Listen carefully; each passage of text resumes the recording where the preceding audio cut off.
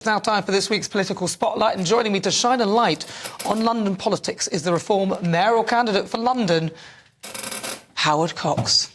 Well, Howard Cox, there you are. Thank you very much for joining me. It's good to see you. Feels like you're miles away. But Howard, anyway, so there's loads of things that we can talk about today because we've seen loads of things developing.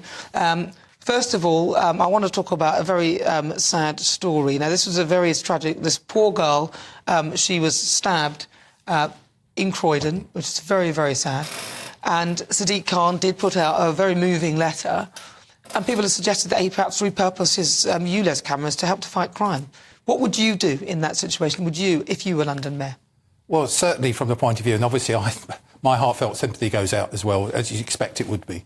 The problem we have is that under Sadiq Khan, knife crime has rocketed, as has a lot of other crime, particularly even minor crime. He calls it minor, but it isn't, like shoplifting, all those sorts of things. We need to get on top of crime, and what we do need is more visible policing. That's the most important thing. Yes, the camera idea is a good idea, but I don't think after the event, just seeing someone stabbed is going to save the issue. No, not at all. It is concerning as well that the whole issue of sort of being London Mayor, it seems like quite a powerful position. And you are very focused on fair fuel, because you are obviously in charge of that. What are your thoughts on Rishi Sunak's plans now with regard to low traffic neighbourhoods, LTNs and 20 miles an hour? What's your take on that? Well, he's come late to the party, and the reason why he's come late to the party, a year's time, there's a general election.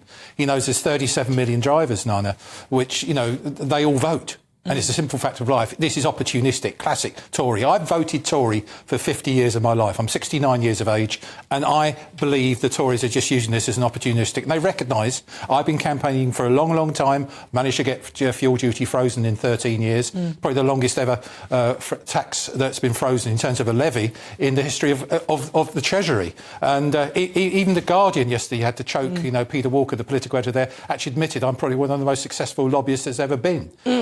But in your lobbying and obviously your efforts to become London Mayor, and obviously a lot of people don't want Sadiq Khan, it seems like a general thread, but he does somehow manage to get back in.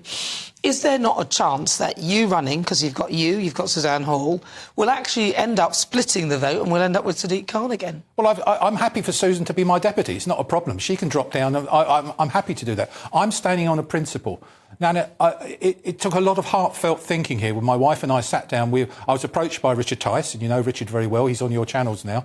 He actually asked me, Howard, because of your campaigning, we believe you can actually be a great London Mayor. And it took me 3 months to make the decision. And what I saw from what Sadiq Khan's done to our city, and bear in mind, I'm the only candidate that's actually done some economic analysis to actually what his ulez policy has done to the GDP of the UK, of London. And I'm telling you now, it's cost £1 billion a year. That's hardly... And it's not even cleaning up the air. Well, Sadiq Khan isn't, of course, here to defend himself, but this is what he had to say about ulez when he spoke to our political editor, Christopher Hope.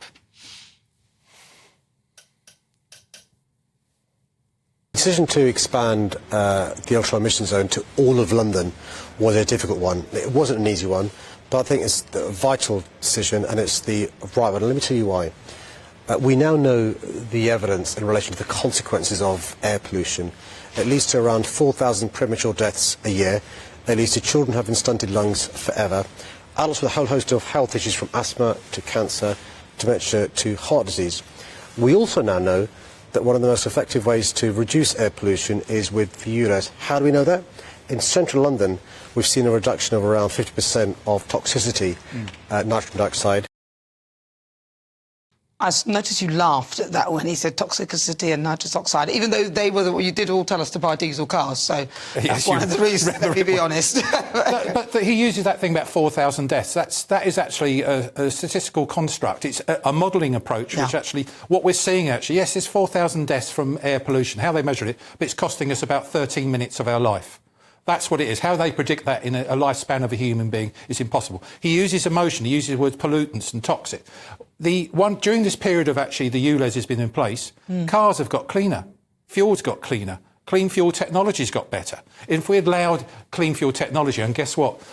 Rishi Sunak has woken up and moved the 2030 ban to 2035, and I've been campaigning that for a long time to get it dropped completely. If we allow clean fuel technology to evolve by itself and incentivise rather than forcing into one mode of transport, i.e. electric vehicles, I tell you what, all of it, everything, everyone would be happy. But no, Sadiq Khan is just using this as a cash grab. How will you be able to press against, if, so just say you become London Mayor?